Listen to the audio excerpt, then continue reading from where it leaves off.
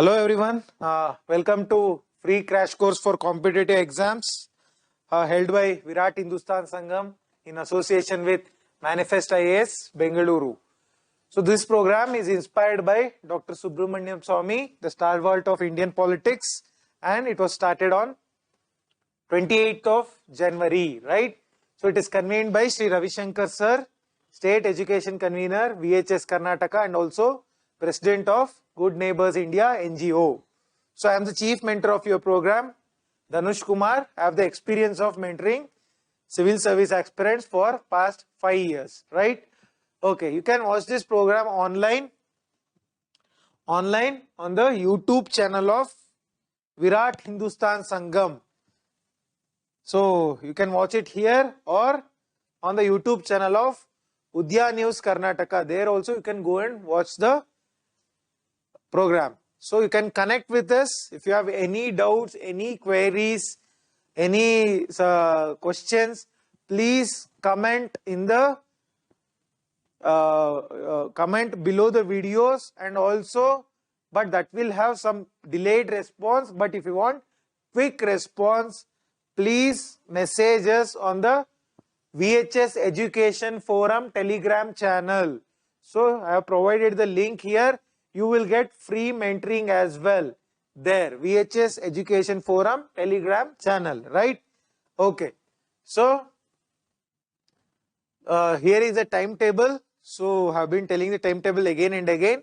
What to expect out of these classes for freshers and veterans. Freshers use it as a concept clearing class, whereas senior aspirants use it as a revision program. You are going to get the entire gist within 2 months, right? So you can join our Telegram channel VHS Education Forum either by typing this or also scanning the QR code. Fine. Okay. Today we are on the day 8th of history. Day 8th of history, right?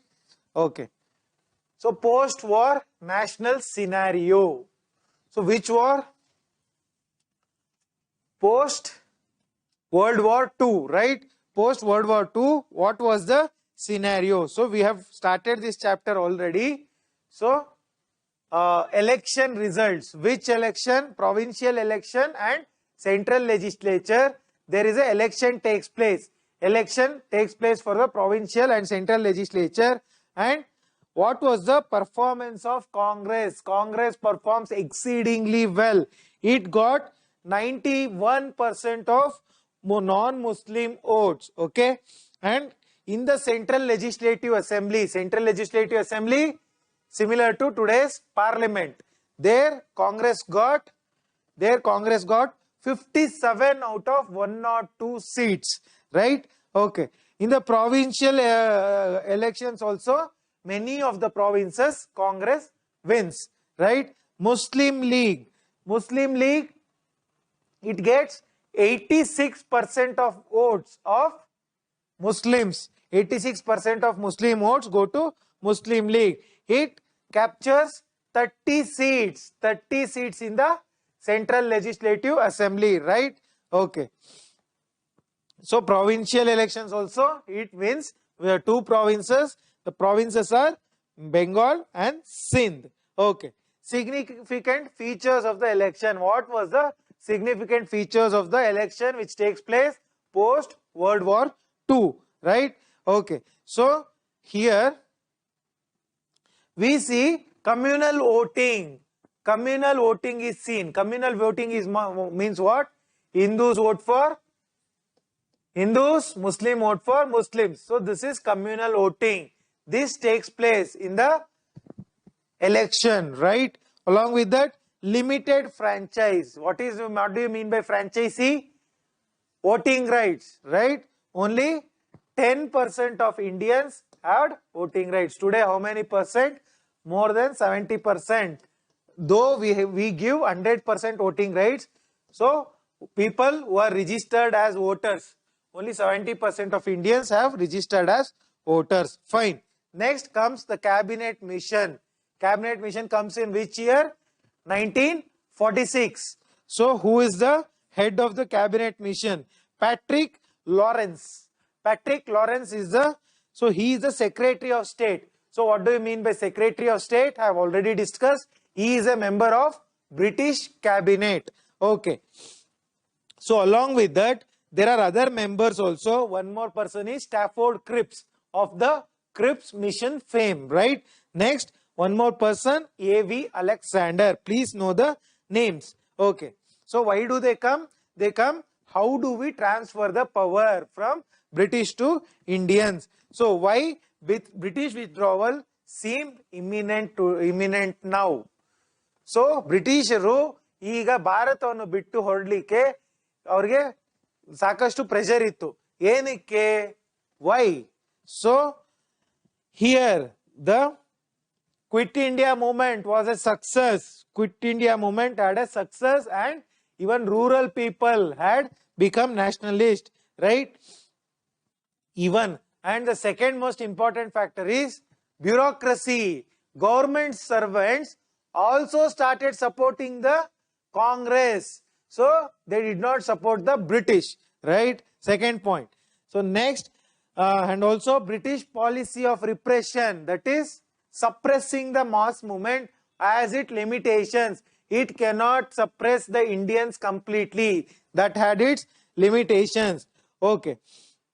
So along with that, the 1937 election, Congress rules for how many months?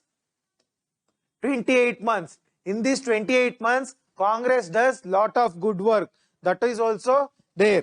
Next, there was actually this revolts, 3 upsurges which I spoke about. INA revolts, RIN. In the last class I spoke about this. This also had a liberating experience. So also now all sorts of lenience was given to Indians. All sorts of offers were made. Nothing except independence was satisfactory. Only independence could satisfy the Indians. So British rule had reached that stage, the tip of the volcano. Tip of the volcano means it has reached the tip. From here, there is no way out. They have to just fall, right? So British rule had no other way. Next, on the eve of cabinet mission. What do you mean by eve? Just before. So you know Christmas, right? When is Christmas celebrated? 25th of December. Whereas 24th of December is called eve of Christmas. Similarly, eve of cabinet mission plan.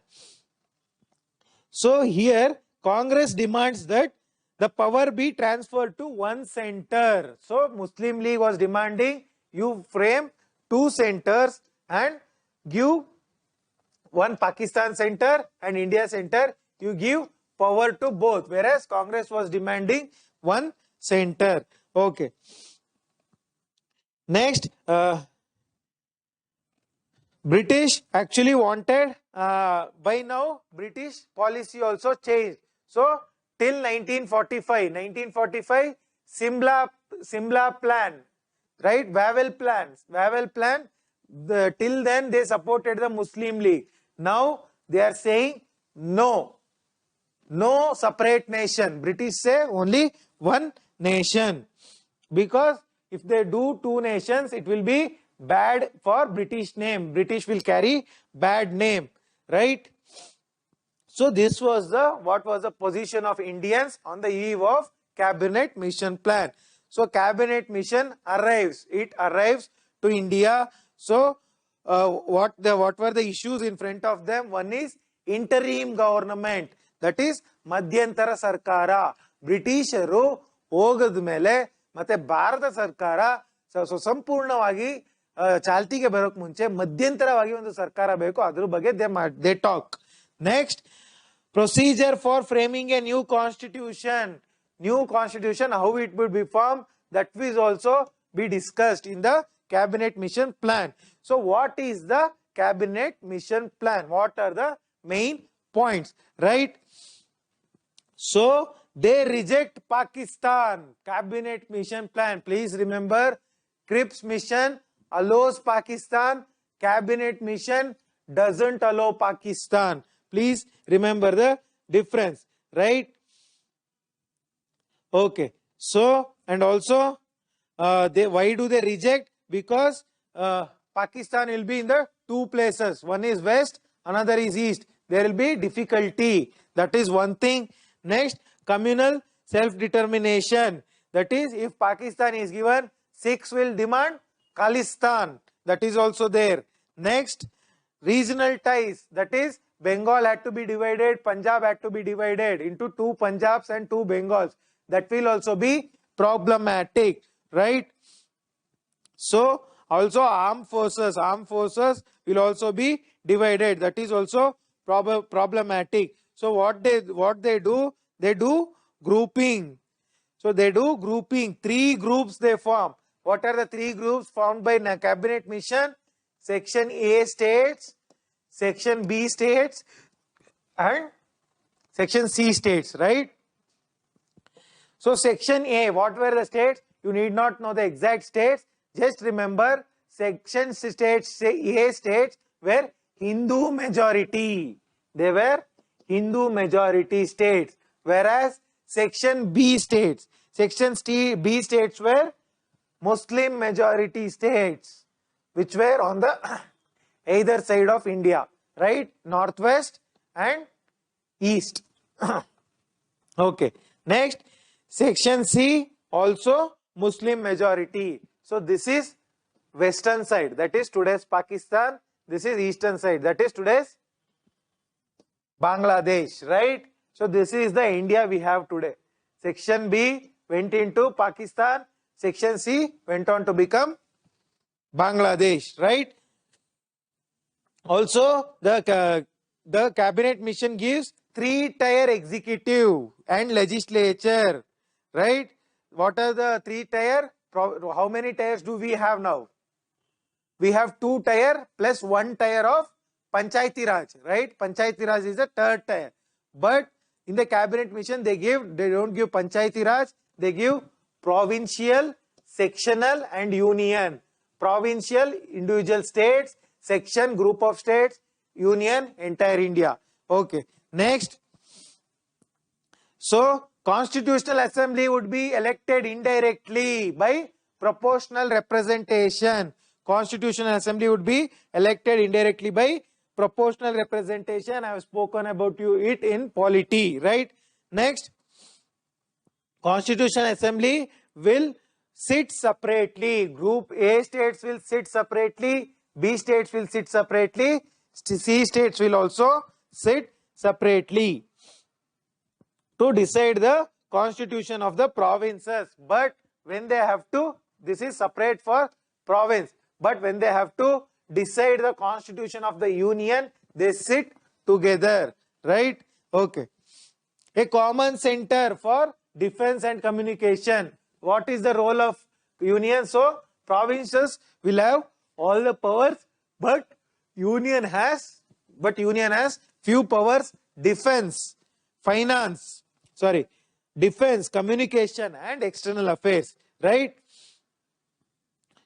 Okay. Next, provinces will have full autonomy. Provincial autonomy was given by cabinet mission, right?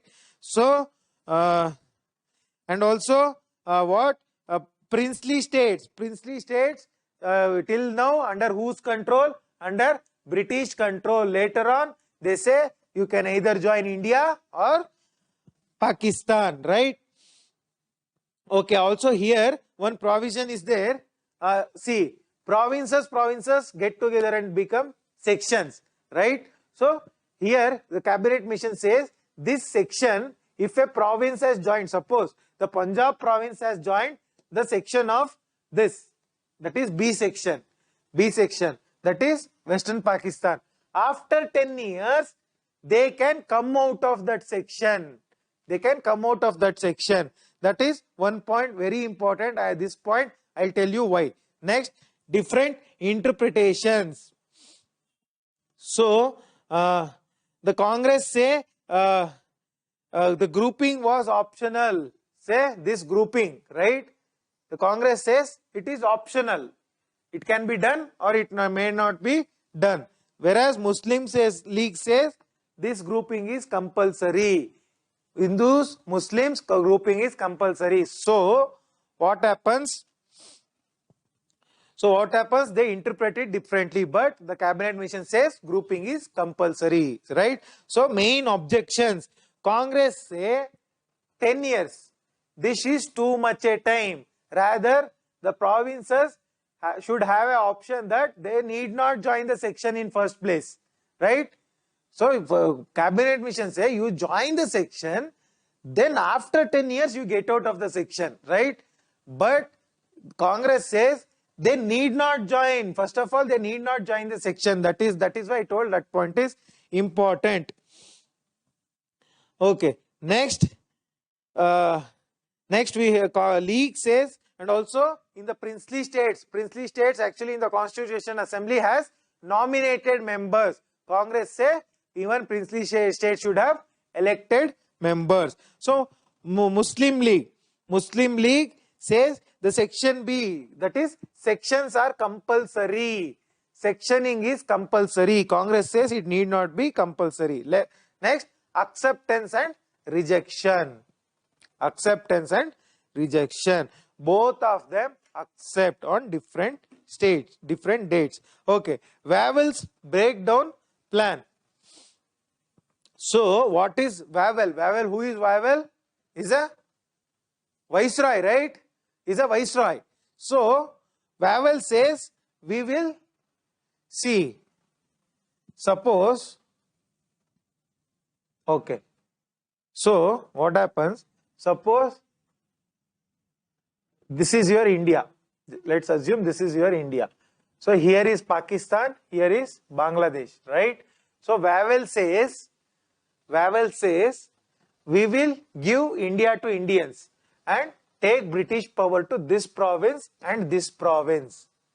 So what we will do is, this part we will rule, this part but not India. This shows that they can oppress the Muslim League but not Congress. But this plan was also rejected, right?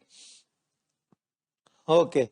Next, Nehru says, so what happens? I told three groupings, section A, section B and section C.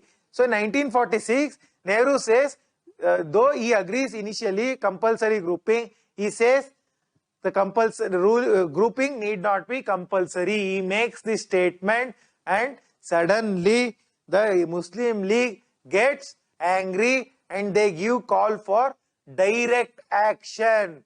Direct action day. What do you mean by direct action day? Killing of Hindus wherever they are found. So there will be lot of communal violence. Thousands of Hindu, Muslim, innocent people will get killed. So this was sanctioned by whom? Muslim League. Direct action day. They are a violent people. Next, communal holocaust and okay, one second. Communal holocaust and the interim government. So the communal holocaust means violence, communal violence. So changed government priorities. So earlier the British were throwing baits to Muslim League. Now Britishers go pro-Congress. They say even if Muslim League doesn't join the interim government, Madhyantara Sarkarakke, Muslim League serilla andru, we are going to frame a government with Congress. Who says it? British government. Okay. So that is what? Changed government priorities. Next, interim government, Madhyantara Sarkara. Okay. So Congress headed by Nehru was sworn in as a first nationalist government, so interim government. Okay. So here what happens in the interim government? Actually Wavell will be the viceroy, but other members, executive members, I have told executive council, viceroy's executive council. In the viceroy executive council, Wavell will be there, Nehru will be the prime minister, vice president. There will be no post of prime minister back then in the interim government. Nehru will be vice president, right? So here what happens? even after forming the interim government by Congress, later on Muslim League also joins the interim government and they obstruct the functioning of interim government. Interim government, they obstruct the functioning, right? Obstructionist approach and ulterior motives of the League. They get into the interim government not to rule India but to demand Pakistan. They want to demand Pakistan. That is why they have they have got into interim government. So here on the first day, Constitutional Assembly, first day, December 9, 1946, League, Muslim League won't attend the Constitutional Assembly. So here, what happens? The Nehru, what does he do? He passes a objective resolution. Objective resolution. What should be the objective of the Constitution? That resolution was passed by Jawaharlal Nehru. So it was passed in 1946, right? Okay.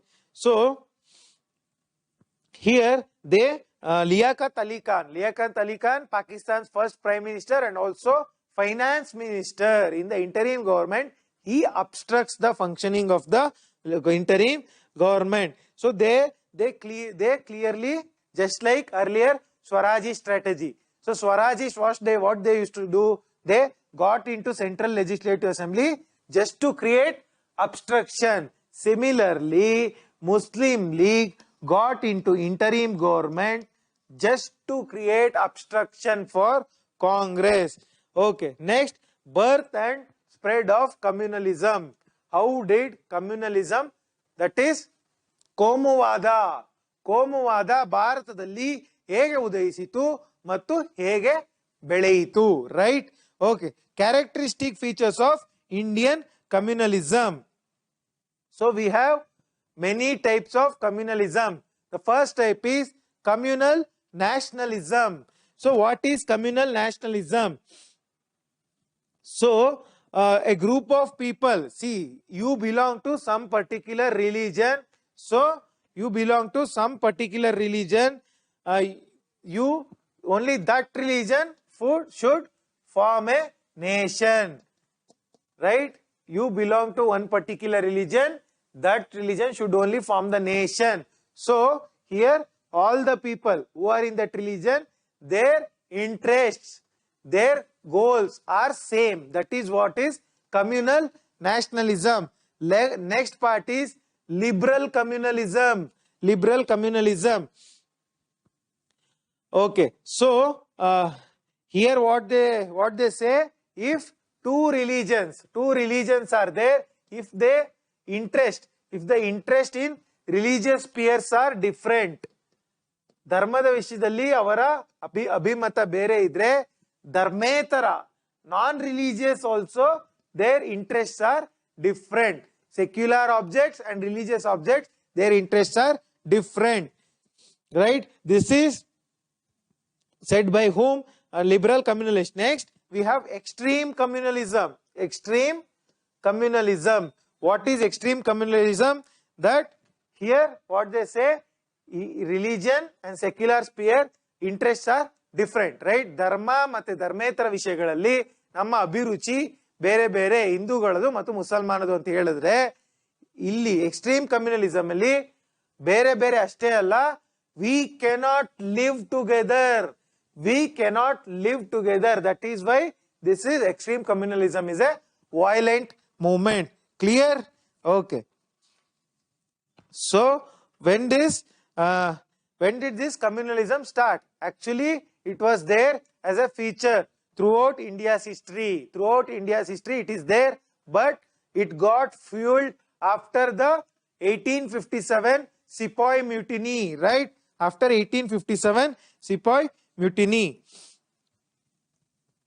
So it is a modern phenomena. Communalism in India is a modern phenomena, though it had its history from past. Why it is called a modern phenomena? Because it got aggravated after British came into India. Okay. after, not British came after 1857 war, right? Okay, so here who propagated the communal interest? It is the middle class people, for the sake of jobs, for the sake of their economy, they propagated communal interest. That is, only Hindus should grow or only Muslims should grow. Okay, it was the idea of middle class. Okay.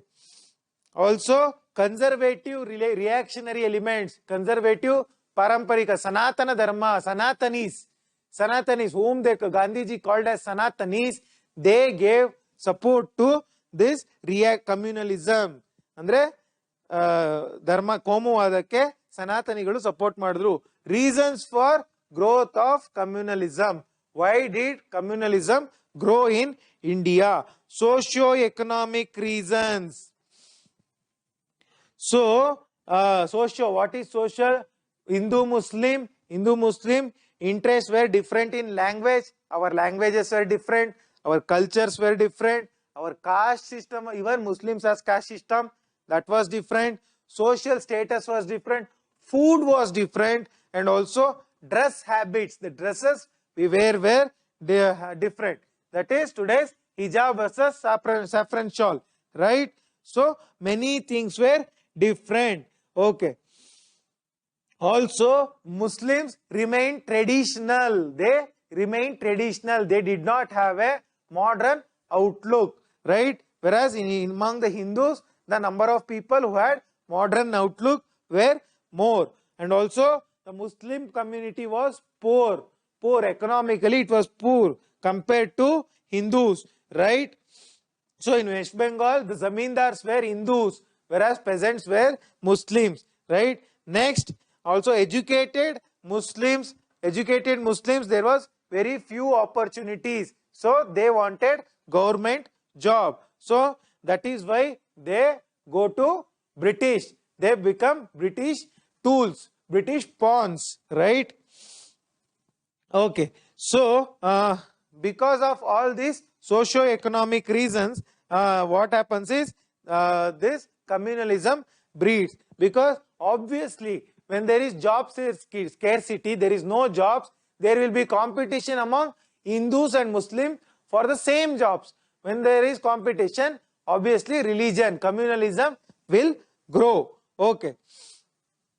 Unemployment is one reason.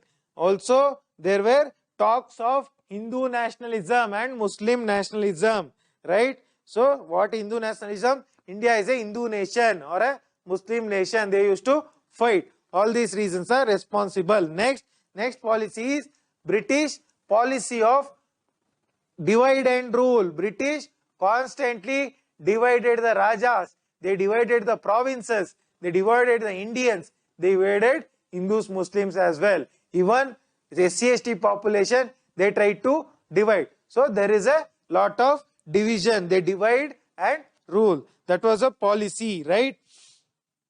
So, they started this policy after 1857. 1857 date is important. Communalism in history writing. So, communal history writing I discussed in the first chapter. So, what is communal history writing means? So, they thought that ancient India up to your invasion of Muhammad of Ghazni and Muhammad of Ghori, they thought till then Rajput rule was there. Initially Gupta, Harshavardhana, Satavahana, many people were there, right? So, till Rajputs were called as Hindu history, whereas post Delhi Sultanate, Ghori, Ghazni, Delhi Sultanate, Lodhis, Sher Shah Suri, Mughals. Medieval history was called as Muslim history. So, in history also, there was actually very bad writing. Next, side effects of socio-religious reform movements. So, socio-religious reform movements I have talked about in detail. What are socio-economic reform movements? Brahma Samaj, Arya Samaj, Wahhabi movement, Deoband movement, right? Aligarh movement, right? So, Prarthana Samaj, many of these things, Bharat Dharma Mahamandala, all of them had their impact, right? Next, side effects of militant nationalism. Militant nationalism means what? Extremists. So these extremists, what they used to do? They actually, who is the high priest of extremist nationalism? Who is the most important person? Bal Gangadhar Tilak, right? He propagated what? Shivaji and Ganpati festival. That started the turning point. And also Arbindo spoke about Aryanized world. That is a world full of Aryan people, right? And Arya Samaj was also starting Shuddhi movement. Arya Samaj started Shuddhi movement. Shuddhi movement means taking back Christians and Muslims back into Hindu fold. That also started. And also Muslims started Tabligh movement. Tabligh, take back Hindus into Muslim fold. Communal reaction by majority community. So, who are the majority community in India? It was Hindus. So, because of Hindus' communal reaction, Muslims felt insecure. They felt insecure. There was a lot of reaction. Okay. So, they say Hindus supported Hindi language, Muslims supported Urdu language, right? Okay. So, also there were many organizations, Hindu Mahasabha, so Rashtriya Swayam Sevak, RSS, all these things caused the problem. Evolution of two-nation theory. When did two-nation theory start? So, it starts with 1906. 1906 is the year when Muslim League gets formed. Who is the leader? Nawab Salimullah Khan. Nawab Salimullah Khan, right? So actually now it is now Aga Khan. Aga Khan is the person. Nawab Salimullah is one of the persons, but the main person is Aga Khan, right? Okay. So see, he was one of the person. Aga Khan is the main person. Okay. So because of this, Muslim League started. Once the Muslim League started, it gave a different identity to the Muslims. Okay. Next, this pact, Lucknow Pact, right? Lucknow Pact. This Congress accepted what? They accepted separate electorate of Muslims, right? So 1909, Muslims get separate electorate, and this Hindu Mahasabha also formed in 1915. That is also there. And also Lucknow Pact, that was one blunder. Next, Muslims participated in Khilafat movement. Why did they participate in Khilafat movement? Because of their religious reason, not nationalist reason, right? So even in 1920s, there will be lot of fight between Hindus and Muslims. Arya Samaj was a Hindu Samaj, and also Muslim organizations used to fight. Okay. So Nehru report was also dissatisfactory. So Nehru forms a report. Motilal Nehru, both Hindu Mahasabha and Muslim League oppose it. Both of them oppose the Nehru report in their own way, right? So after this, what happens? In the 1932 Communal Award was given by Ramsay MacDonald. That is also having an impact. And also 1937 elections, Muslim League performed very badly. 1937 provincial election, they get angry. Do you remember? I told about the Pirpur committee. Pirpur committee gets established after 28 months during the 28 months of Congress rule. There, Congress doesn't share the power with Muslim League. They get angry for that. Sorry. Okay. Next, Jinnah. So Jinnah emerges Jinnah is the most prominent person for the evolution of Pakistan.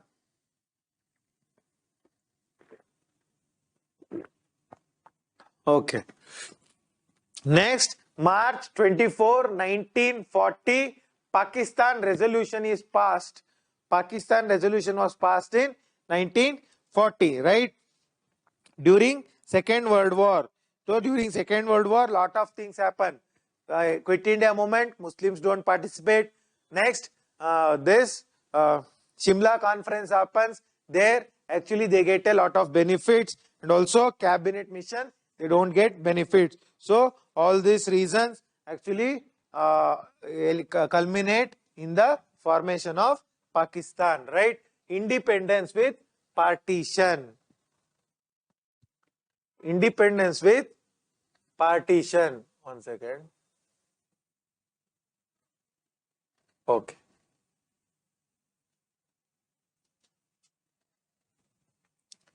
Independence with partition.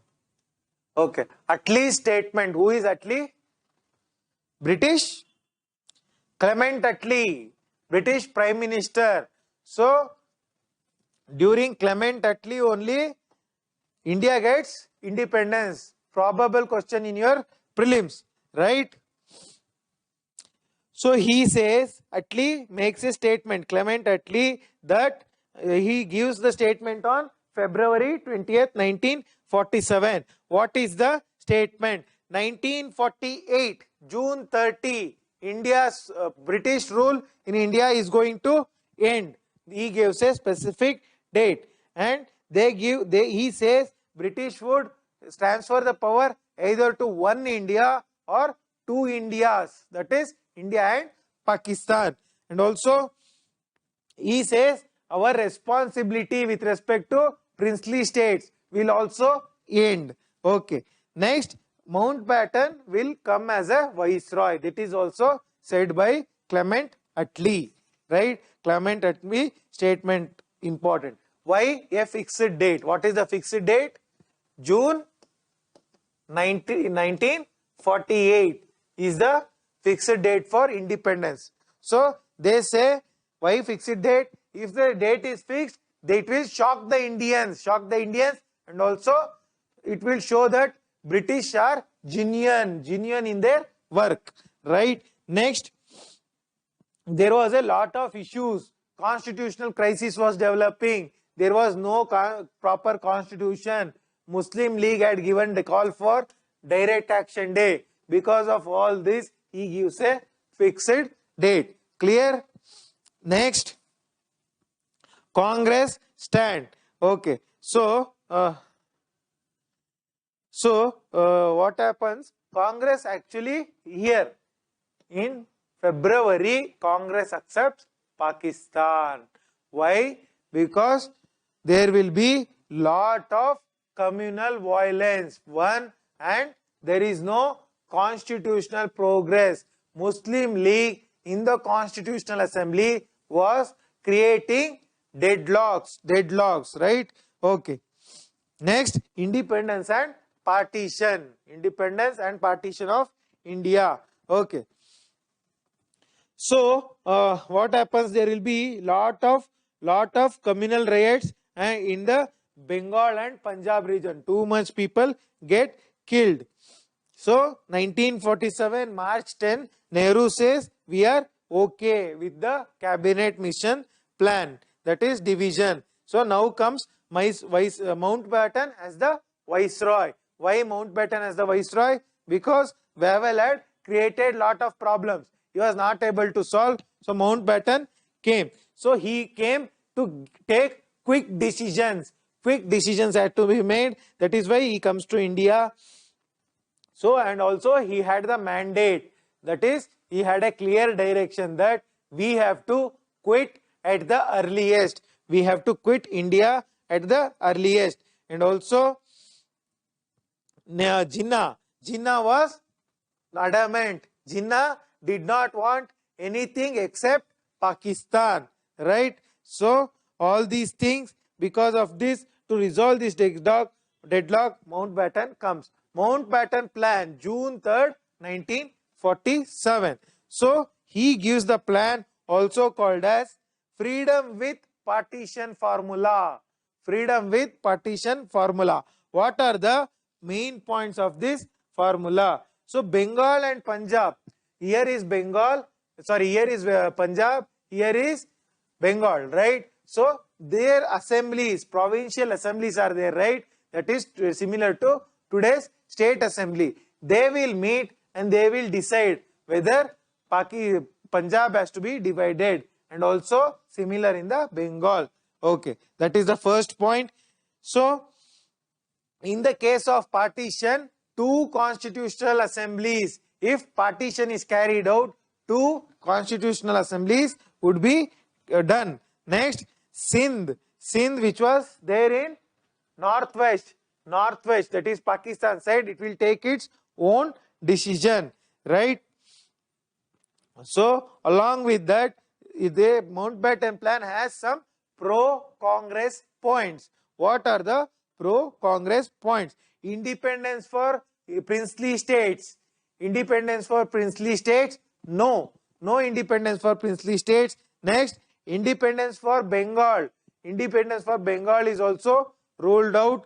Next, Hyderabad, accession of Hyderabad to Pakistan. So Hyderabad, your Telangana capital, actually wanted to join Pakistan. So that was ruled out by Mountbatten, and he gives a early date. Who gives the date of August 15?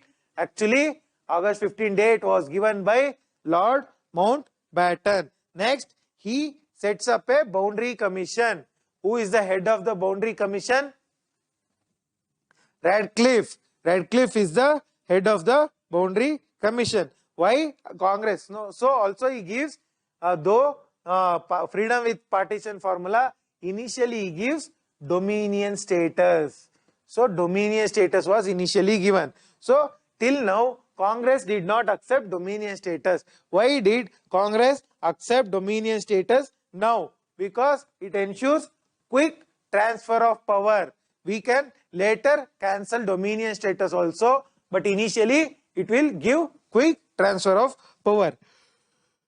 So also there was explosive situation, that is communal rights were there. That is why they accept the dominion status. Next, rationale for a early date. Why did the early date?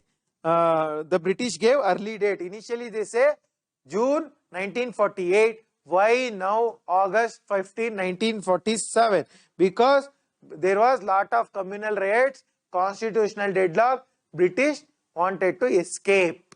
They wanted to escape responsibility, right? Okay, so now comes Indian Independence Act. Indian Independence Act. Okay, so this act actually implemented in August 15, 1947. It created two dominions of India and Pakistan. Okay, so this constitutional assemblies, whatever were there for India and Pakistan, they will also function as the respective parliaments, that is respective legislative assemblies, right? Okay, so till then the functioning of India would be carried out on Government of India Act 1935. Okay, so India got independence on 15th August, Pakistan on 14th August. So here one more plan is there. Plan Balkan. Plan Balkan was given by Mountbatten. What is this Mountbatten's Plan Balkan? Okay, so what happens here? He says, Mountbatten, the provinces and princely states. These are the two types of states, right? So he says, Mountbatten says that they should be given freedom to either join Pakistan or join India or remain independent. However, Nehru fights with Mountbatten. He says, this is not right. This is not right. You do create two Pakistans. I mean, one India and one Pakistan. But don't create multiple Indias, because princely states are given autonomy. It will become multiple Indias. Problems of early withdrawal. What were the problems? Communal riots. First problem, communal riot. Second problem, institutional structure. There was no proper transformation structure that could oversee. Idinna partition anna ಗಮನಿಸಲಿಕ್ಕೆ ಯಾವುದೇ ಒಂದು structure, institution ಇರಲಿಲ್ಲ. So also this boundary commission by Radcliffe, the result was announced very late. The result was announced on August 12. So even though actually the report was ready on August 12, Mountbatten announced it on August 15th. He announced it on August 15th. Next, integration of states. So who does the integration of states? Sardar Vallabhbhai Patel. So if there is any greatest achievement of Sardar Vallabhbhai Patel, because of which today the tallest statue of the Sardar is in the Gujarat. Why? Statue of Unity. Why such a big statue? This is his greatest achievement. No other person, including Jawaharlal Nehru or Mahatma Gandhi ji, could have done this task. It was only Sardar Vallabhbhai Patel was the only person who could do this job. Not even Gandhi ji, not even Jawaharlal Nehru could do this job. That is why today the Statue of Unity is there in the Gujarat. That is why there's such a famous statue, right? Okay. Next, integration of states. So what happens here? State people also start demanding political rights. That is, princely states. Princely states, ರಾಜರ ಆಡಳಿತದಲ್ಲಿ ಇರತಕ್ಕಂಥ ರಾಜ್ಯಗಳು ಜನರು ಕೂಡ ತಮಗೆ political ಹಕ್ಕುಗಳು, ರಾಜಕೀಯ ಹಕ್ಕುಗಳು ಬೇಕು ಅಂತ ಡಿಮಾಂಡ್ ಮಾಡ್ತಾರೆ. Okay. So Nehru presided over All India States People's Conference. State People's Conference, that is Princely States Conference, he presides over in 1947 and 1945. So here Vallabhbhai Patel takes charge of the Home Department. New States Department, not Home Department. He takes charge of New States Department, right? Who is the secretary? VP Menon. Next, phase 1 of unification. Integration takes place. So there are many places. Unification, integration, consolidation. So we have called it integrate. We have not called it unification. We have not called it. So consolidation happens later. So why we have not called it unification? Unification means everything will be merged into one, right? All castes of, suppose all castes under Hinduism are abolished and everything will be merged into one caste, that is unification. Integration means what? All castes have their identity but they belong to Hinduism. So integration means states are there but they belong to one country. That is the meaning of integration. You integrate. So your integration and differentiation studied in 12th class science. Okay. Next, phase 1. In phase 1, what happens? All states get acceded to India except Kashmir, Hyderabad and Junagadh. So first phase, every state gets acceded. Why do they accede? Because cleverly Sardar says, you just give us external affairs and also defense. That's all. You don't give any other power. Rest you manage. That is what Sardar says initially, right? then there was no internal political structure. That is why they agree. Next, phase 2. So it is a difficult stage. Here, integration of state. See, there was actually not one India, there was multiple Indias, right?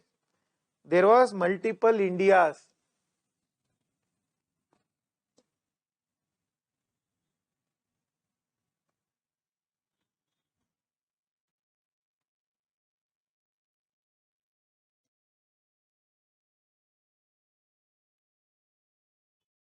Okay. So in this, actually there were multiple Indias. There were many princely states.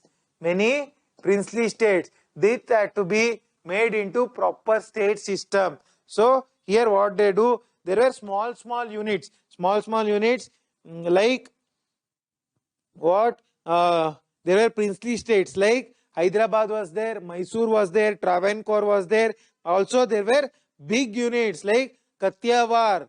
Sorry, there were big units like Madhya Pradesh, Rajasthan.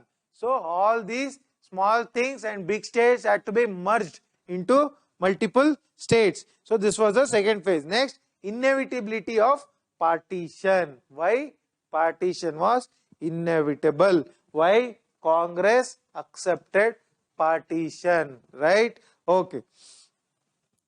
So here actually this is a long-term failure of Congress. Congress did not work to did not focus on bringing Muslims into Congress fold since the beginning. Okay. So Congress was called what? Congress was called as a Brahmin organization by whom? By one of the viceroys, right? Next, here, why Congress accepted means there was direct action day. Direct action day was there. That is also the reason why Congress accepted partition. Next, also the partition plan ruled out independence for princely states. So due to partition, the princely states were not given independence. That was a good opportunity, because or else there was no one India but multiple Indias, India within India. Okay. Okay. So because of all these reasons,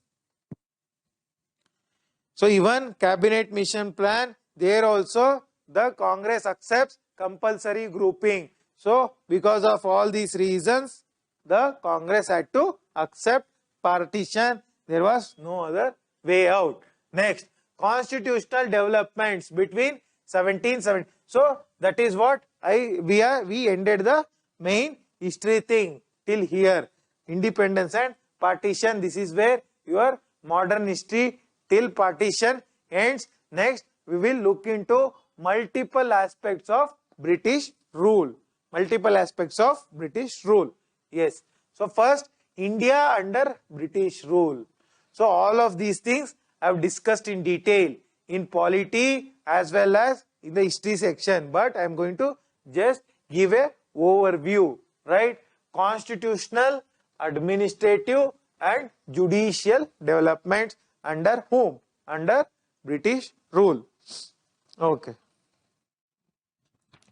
So, first, constitutional developments between 1773 and 1858. What is 1773? Regulating Act, 1773. Who was the Viceroy?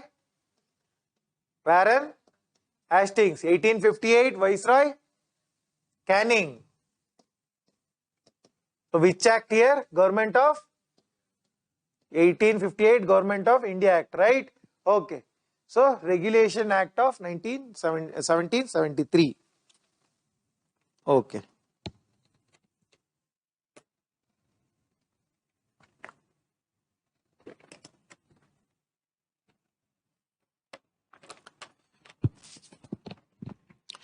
So what was the development between 1773 and 1858? So here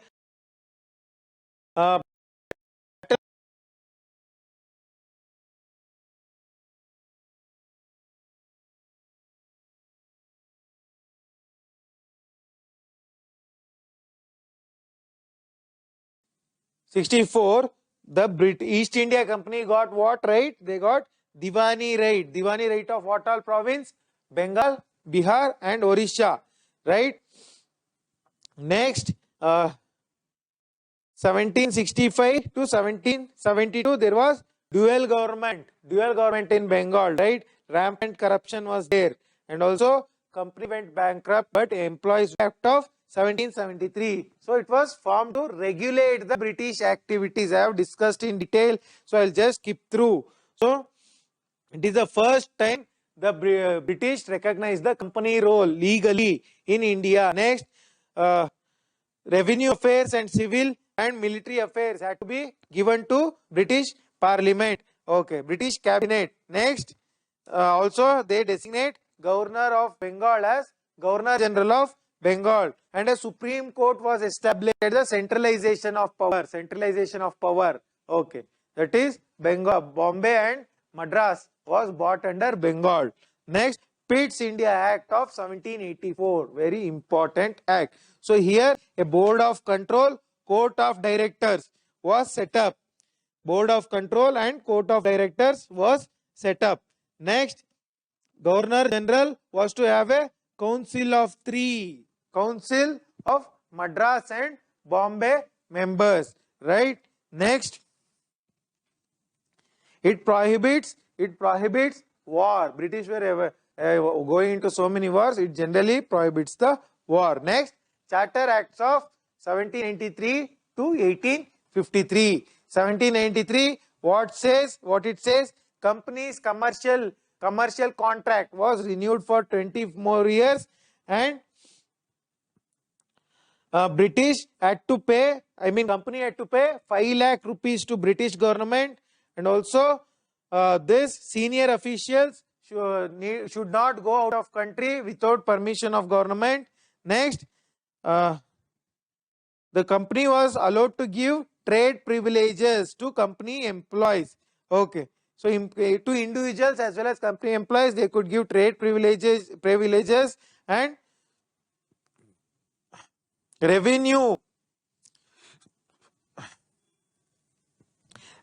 administration was separated from judiciary functions.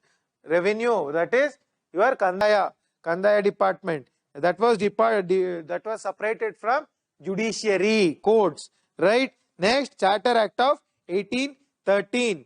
So it ended the company's monopoly of trade in India. So what is monopoly? Till then only East India Company could trade in India. Afterwards anybody could trade. Next, so board of control power was enlarged. Then company shareholders were given 10% share. Okay, so 1 lakh rupees what to be set up for Indians education, social concern. This is a social concern. Every year Indian education 1 lakh rupees they have to set up. Next, separate accounts have to be maintained for commercial transaction and territorial revenue. So revenue and commercial function, separate account they have to maintain. Next, Charter Act of 1833. So centralization starts in 1773 and peaks. This is the highest point of centralization with respect to British. Okay. Next, company monopoly over trade with China also ended. Till now, company monopoly of trade with China in tea was there, that was abolished. Next, the company, here they say company rule the India in the name of crown. In the name of crown, company is going to rule India. Okay. So Governor General was given powers with respect to civil and military powers. Military powers and civil powers were given to Governor General, and the Bengal, Madras and Bombay province, all these 3 provinces was brought under Governor General control. Okay. So revenues. Next, the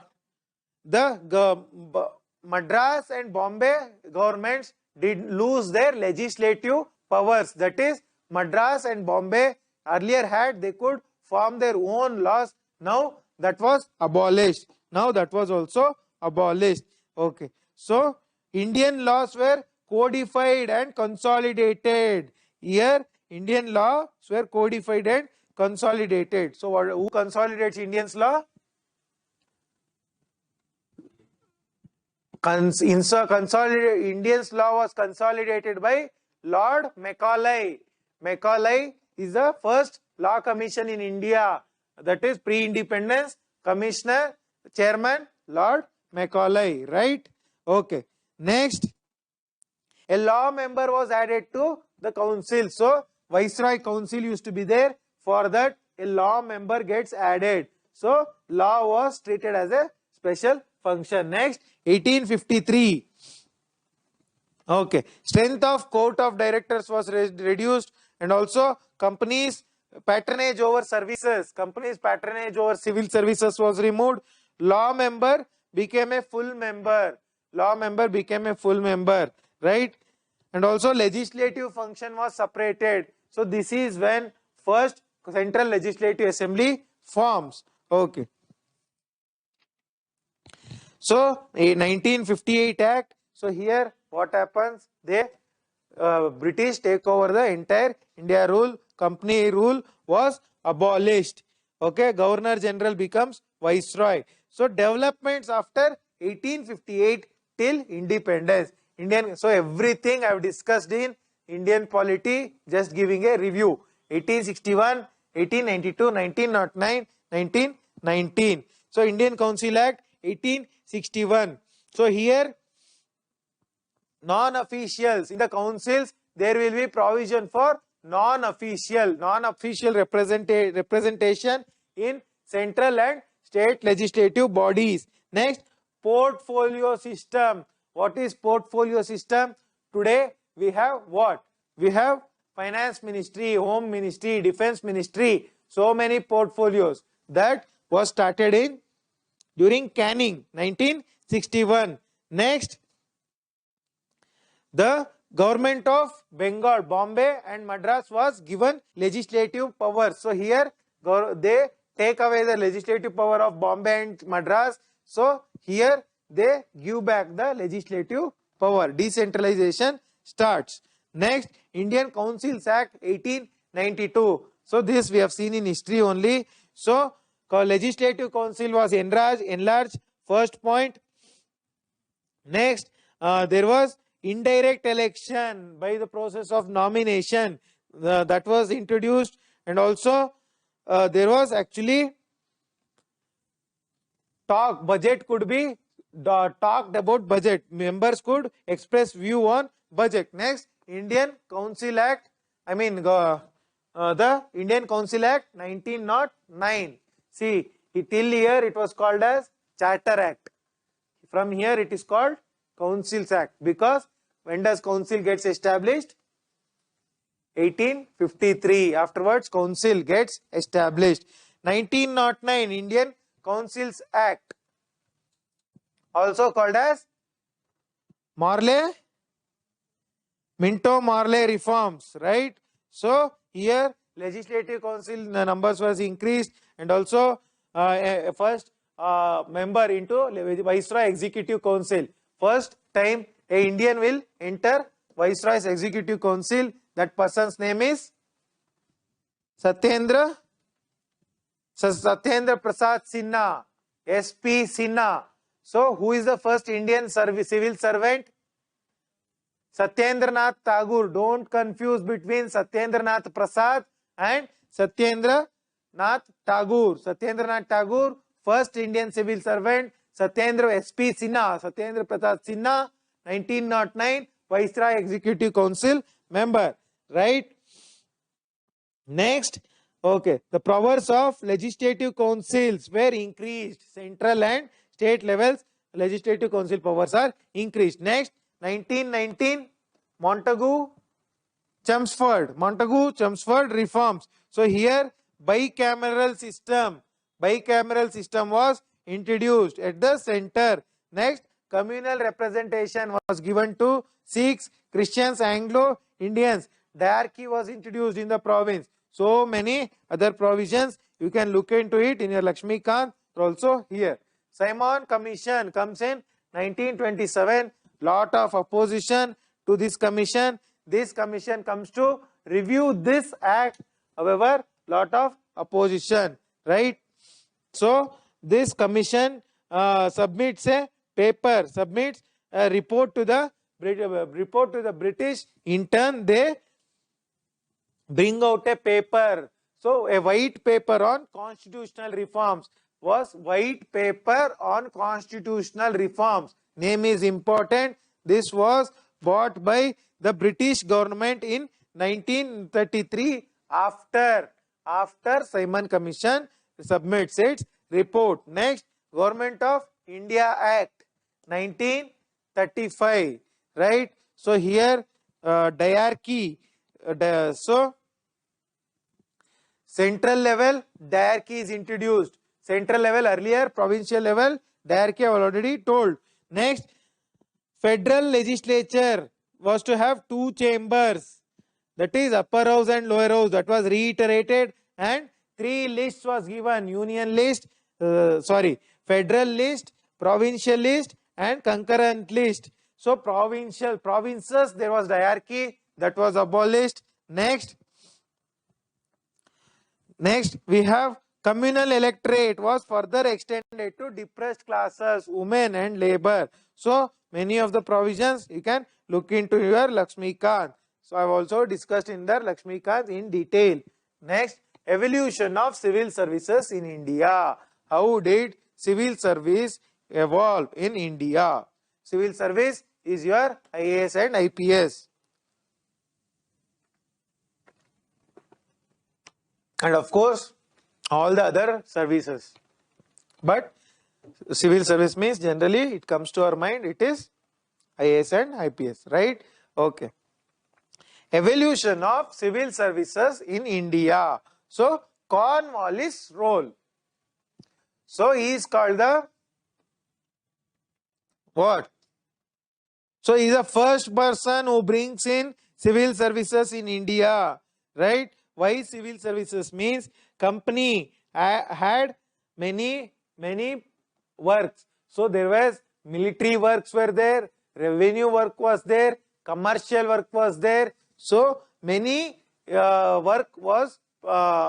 company was engaged in so many areas to carry out these functions effectively. So the company forms civil service. So Cornwallis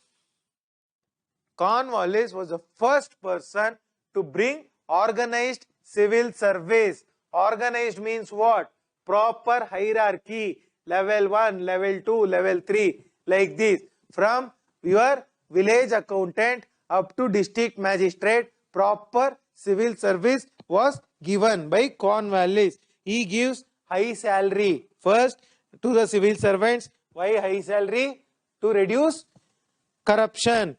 And he prohibits private trade. Civil servants cannot carry out private trade. And also he prohibits corruption. Next, Wellesley role. Wellesley 1800.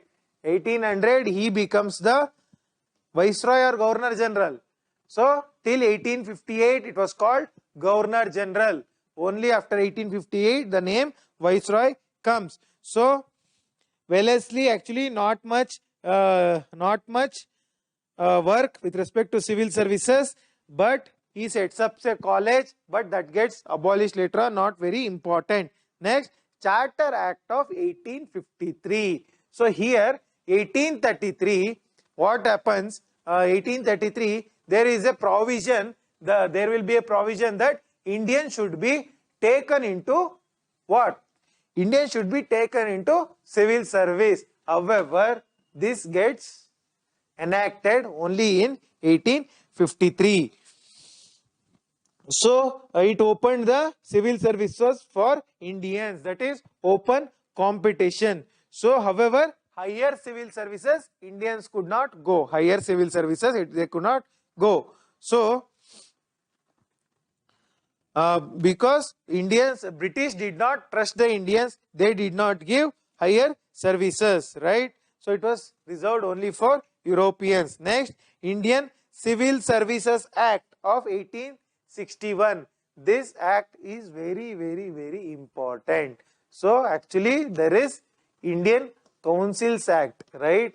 Indian Councils Act of 1861 and also Indian Civil Service Act of 1861. There is high probability that you will get confused. So there are two acts, 1861 Act. So here covenanted and non-covenanted civil services. What do you mean by covenanted? Covenanted means, see, it is similar to your guested and non-guested post, right? So what are the guested posts today? Group A and Group B are called guested post. Group C and D non-guested. So what do you mean by guested and non-guested? The appointment of these persons. Suppose you become a KS officer, right? Suppose you become a KS officer or you become an IAS officer, your name would be published in the Gazette of India. Gazette of India or Gazette of the particular state. Suppose you become a PSI. PSI is a Group C post, right? So here your name would not be published in the Gazette of the state, right? Also Group A, Group B officers, one more difference. They to sign they use green pen. So here these people cannot use green pen. So this is the difference. Similarly, we have covenanted and non-covenanted post. So I hope you understand. Covenanted higher level, non-covenanted lower level. Okay. Next, statutory civil service. What do you mean by statutory? Statutory means based on law. If a law gives effect to a civil service, that is statutory. So this was bought by Lytton. Lytton brings this. Lytton is a viceroy. So he brings this. Later it gets abolished. It gets abolished. Okay. Congress demand and Hutchinson committee. This committee name is important. They are going to ask you in your prelims. Hutchinson committee on civil services. Okay. So this was set up in 1886 by Dufferin. Dufferin was the viceroy. Okay. So here Hutchinson committee drops covenanted and non-covenanted. This distinction was dropped. Okay. Next, they classify the service into imperial civil service, provincial civil service and subordinate civil service. They classify the service into three areas: imperial higher level, subordinate lower level and provincial, right? That is middle level. Next, age limit. So today for appearing for IAS exam, the age limit is 32 for general. But back then for everybody, the age limit was 23. 23. Okay. This Lytton also reduces it to 19 years. There will be a lot of fight. Okay. Next, Montfort reforms. What happens in the, so anything under Hutchinson committee? No, these are the points. Next, Montfort reforms. What do you mean by Montfort? Montagu, Chelmsford, together called Montfort. So here they say we should employ more and more Indians in civil service. Next, they also recommend earlier, if you want to become a civil servant, you have to go to England. Your Satyendranath Tagore went to England to write civil service exam till 1919. So the exam was conducted only in London. So if you want to become an IAS or IPS, you have to go to London and write the exam. But 1919, they say the exam has to be conducted in India and England both. Next, okay. So Lee Commission, this committee name is also very, very important, along with Aitchison Committee. So he says, so this Secretary of State should recruit the civil servants. Secretary of State. So today who recruits the IAS and IPS? So they are appointed in the name of president, right? So you become a IAS and IPS, you are appointed by president, right? So Secretary of State can appoint the civil servants. That is what they say. Next, so they make two kinds of civil services. One is Indian civil service, irrigation service, other service, central level and provincial level. Education service, medical service, provincial level. Next, so Public Service Commission should be immediately established. They say we should establish a Public Service Commission.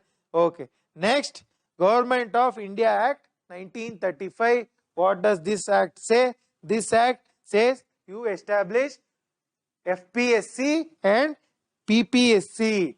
Just like today's KPSC and UPSC, 1935 Act said Federal Public Service Commission, Provincial Public Service Commission. Hope I am clear. Okay. Next, evaluation of civil services under British rule.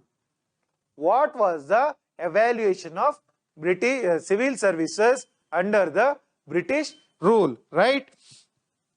So initially the Indians were excluded. Only Europeans were there. However, there was actually only Indians started entering in 1863. Indians started entering civil service in 1863, and the exam was held only in England, and also you have to learn Greek and Latin to pass civil services, right? Okay, so the age was reduced to 19 years under Lytton. So higher authority posts were reserved for Europeans only. So Indianization occurred very slowly. That is, people of India got into civil service very slowly. Next, this is about civil service. Next, evaluation of police system in modern India, right?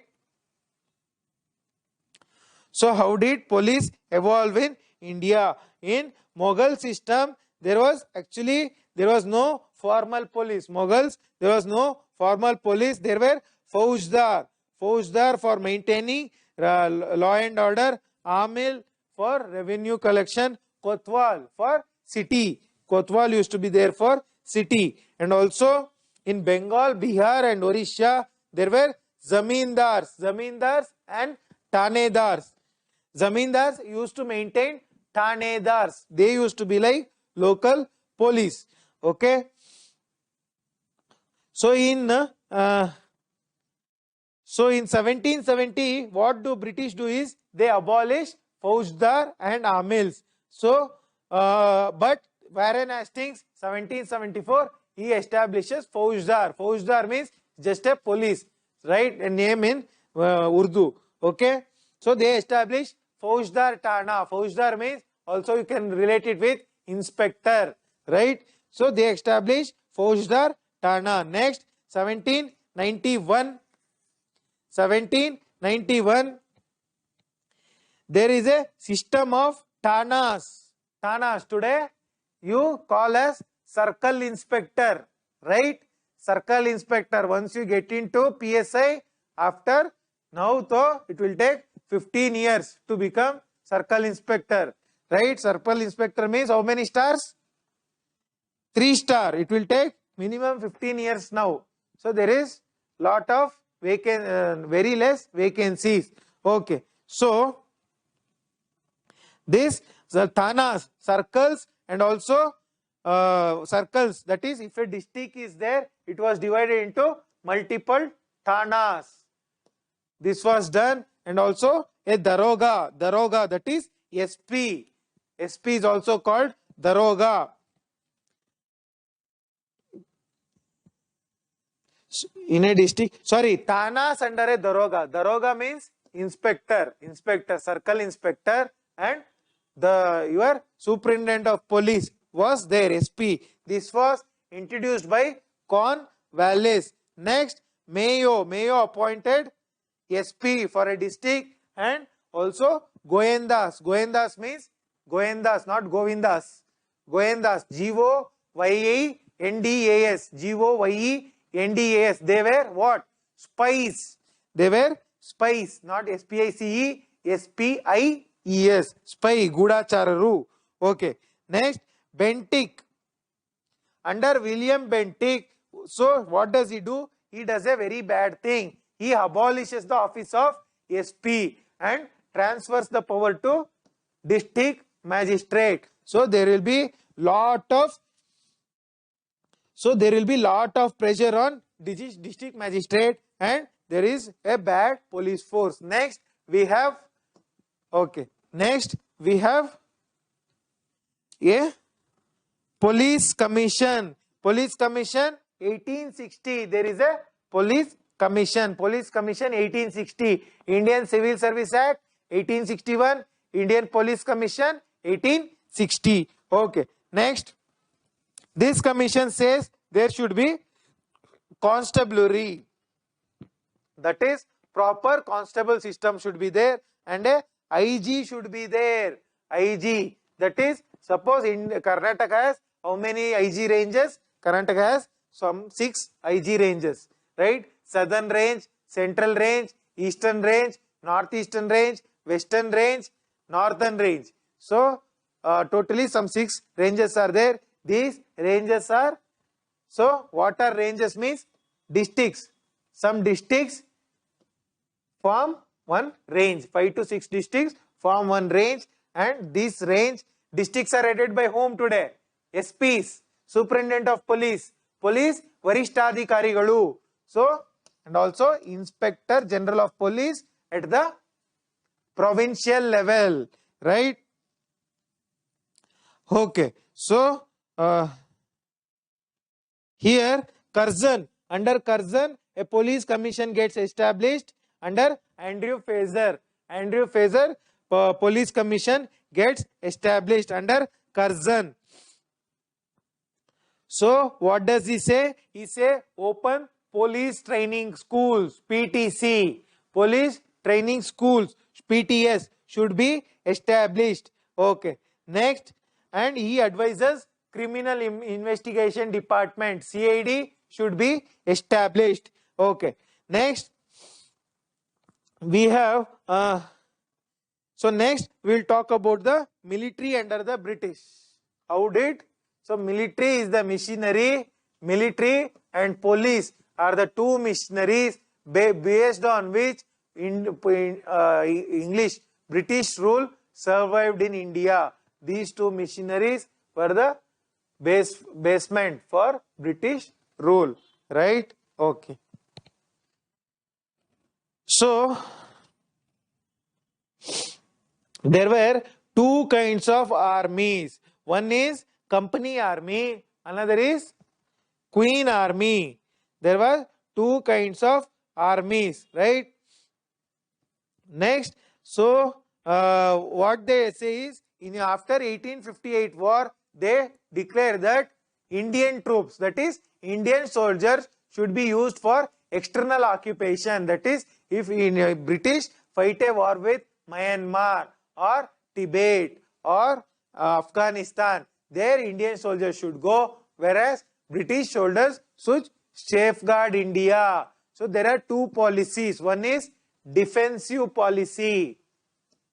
So in cricket, you do defense, that is stop the ball, defensive policy. Another is offensive policy. Offensive means hit the ball, right? So defense, for defense we should use British troops. For offense we should use Indian troops. So this was the policy. So they say there is a commission established. Commission established in 1859. It says white person should be 1/3. European troop should be 1/3 of the army. So 1/3. Okay. So actually it was different in different provinces. In Madras, in okay, 1 to 2 in, if there is 1 British soldier, 2 Indian soldiers in Bengal army, and 2 to 5 in Madras and Bombay army. 2 white and 2 to 5 Indians. Why this discrimination? Because Madras army and Bombay army remained loyal during 1858, whereas Bengal army fought the British. Okay, so here also British use the policy of divide and rule. They divide the Indians. That is why you see Maratha regiment, Sikh regiment, Gorkha regiment, right? Madras regiment, Assam Rifles. Why so many regiments in army? Because British policy of divide and rule. Okay. Next, they also propagate the idea of martial races and non-martial races. What do you mean by martial race? Martial race means that those people who are masculine, or those who are born warriors, ಹುಟ್ಟು ಸೈನಿಕರು ಅಂದ್ರೆ ಸಹಜ ಸೈನಿಕರು ಅಂತ ಹೇಳ್ಬೋದು. ಸೈನಿಕ ಕುಟುಂಬದಿಂದ, ಸೈನಿಕ ಪರಂಪರೆಯಿಂದ ಬಂದವರು, martial races. That is, so Gorkhas, everybody were called, Sikhs were called as martial race, and Bengal army was called non-martial. Again, why? 1858 revolt. Okay. Okay, so this was the difference with respect. Also, communal, caste, tribal and regional consciousness was encouraged. That is, Hindu, Muslim, caste, upper caste, lower caste, all these divisions were encouraged in order to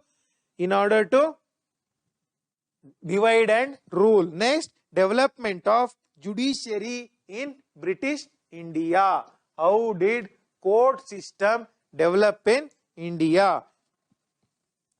So, in the Mughal times actually what used to happen, there was no proper organization of law courts. Law courts were there was no proper organization. So, Hindu cases were decided by village panchayats or zamindars. Muslim cases was administered by Qazis. Okay. So however, who was the chief judge? The Raja used to be the chief judge. He could do anything. So in 1726, write down, we have Mayor's Court. MAYORS. Mayor's Court was established in Madras, Bombay and Calcutta. 1726. Proper mayor courts gets established. Okay, next, reforms under Warren Hastings. So what does Warren Hastings do for judicial system, right? So Warren Hastings, he establishes district Diwani Adalats. Diwani, what do you mean by Diwani? Civil disputes. Your check bones cases, all of them are civil disputes. Civil disputes are called Diwani. The wife and husband fight, it is a civil dispute. When husband kills a wife, that is criminal dispute. This is called, civil is called Diwani of Adalat, criminal is called Faujdari Adalat. Okay. So, district Diwani Adalat and so the appeal from district Diwani Adalat led to Sadar Diwani Adalat. That is just like High Court. Sadar Diwani Adalat. So this is district court, this is High Court, right? Next we have district Faujdari Adalat. District Faujdari Adalat, just like your Sessions Court today. So both these adalats were under the overall control of the collector, right? So the appeal from here used to go to Sadar Nizamat Adalat. Sadar Nizamat Adalat. Okay. So next, 1773, a Supreme Court was established in Calcutta. First Supreme Court, 1773 in Calcutta, it's get established. Next, reforms under Cornwallis. Cornwallis. So here, what does he do? He follows the principle of separation of power. That is, district collector should not interfere in judiciary. He should focus only on revenue administration, right? So the judicial administration should be by judges. That was what said by Cornwallis.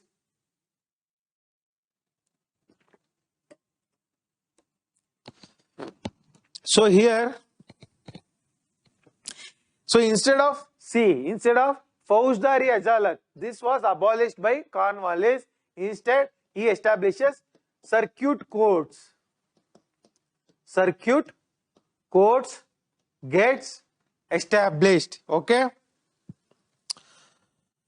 Okay. So these circuit courts used to have European judges, whereas Faujdari Ajalat, Indian judges, and it had only criminal jurisdiction. Circuit court, both civil and criminal jurisdiction. Both civil and criminal jurisdiction. Right? Okay. Next, Sadar Nizamat Adalat. Sadar Nizamat Adalat. So it was shifted to Calcutta.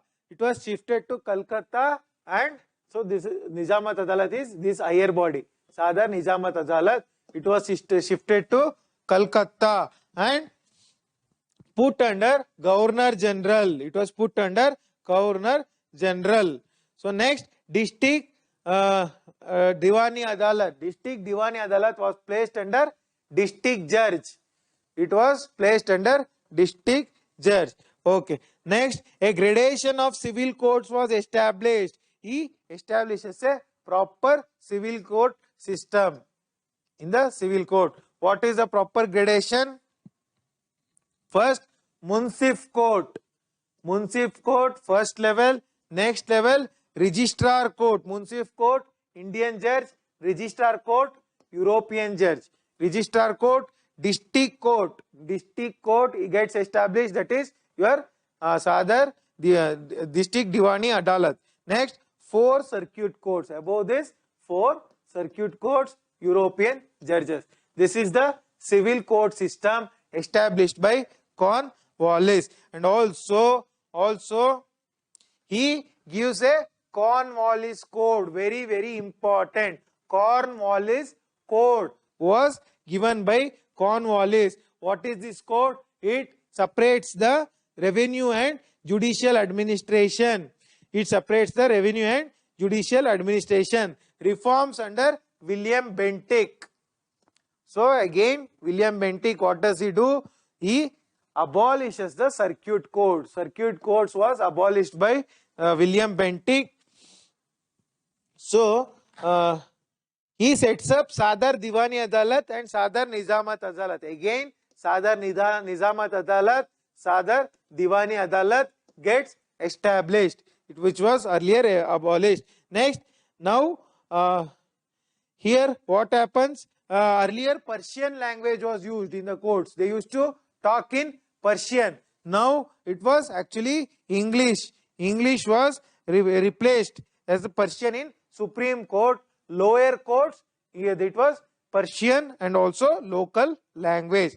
Also 1833 Law Commission gets established under Macaulay. First Indian Law Commission. Next, we will talk about evaluation, positive and negative aspects of judiciary. So here rule of law was established. Rule of law, what do you mean by rule of law? So rule of law means ಕಾನೂನಿನ ಸಾರ್ವಭೌಮತ್ವ. ಯಾರು ದೊಡ್ಡವರಲ್ಲ, ಯಾರು ಕಿರಿಯರಲ್ಲ, ಕಾನೂನಿನ ಮುಂದೆ ಎಲ್ಲರೂ ಸಮಾನರು. Rule of law was established. Hope you understood my point, right? Next, codification of laws. Laws were codified. Okay.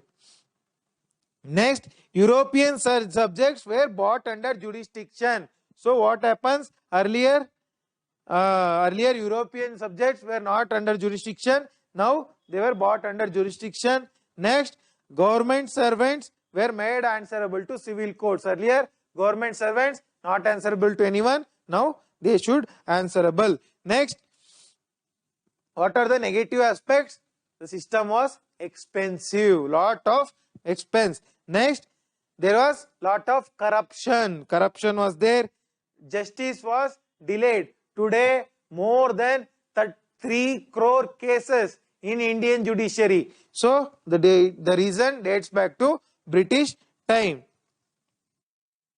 Next, major changes in the administrative structure after 1857. Till now we spoke about what? Judiciary.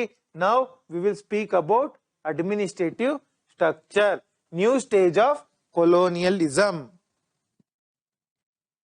Okay. Major. So administrative structure, actually first change takes place in 1857 when they abolished the company rule and established British rule. Okay. So what they do after 1857, they bring in Indians into administration. They take in Indians, more and more Indians into administration. Okay. Next, after industrial revolution, what were the administrative changes? Lot of British investment comes to India. Lot of British investment comes to India. So here what happens? So this administration was carried out to support the investment. That is, investment comes into India, right, from Britain. That investment has to be protected, right? That has to be protected. So administration works to protect the British investment, right? So that is one thing, that is investment. All your railways, roadways, telegraph, all of these were established because of British investment. So that British investment, that was protected by the administration. So this led to new stage of colonialism. New stage of colonialism. Next, administration at the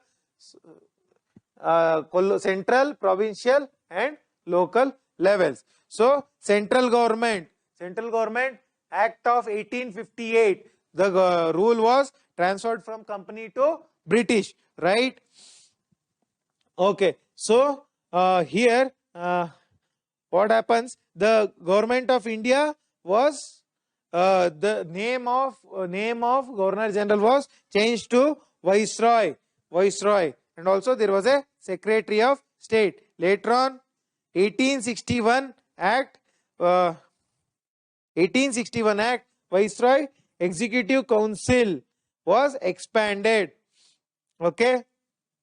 So this is the at the central level. Central level, you just write the 1861 Act, Indian Councils Act, 1892 Councils Act, 1909 Act, 1919 Act. That is what it is all about. Next, provincial government. At the provincial government, I told 1833 was the high point of centralization. However, the centralization got reversed, and provincial in the 1861 legislative powers of Madras and Bombay was restored. Legislative powers of Madras and Bombay got restored, right? Next, financial decentralization was also taken. Later on, financial decentralization was also taken. 1 second. Sorry. Later on, financial decentralization. What do you mean by financial decentralization? Earlier, what used to happen? The central government used to collect the taxes and it used to spend on everything. Now, financial decentralization means both the center and the state collect the taxes. Some tax are collected by center, some tax by state. So, states given the power of taxation. That is financial decentralization. Okay. So, so this is what all with respect to the provincial government. Provincial government. Revenue. One is administrative power. Next is revenue power. Next, local bodies. Local bodies. Okay. So here they try to promote the local administration, municipalities. Okay. So here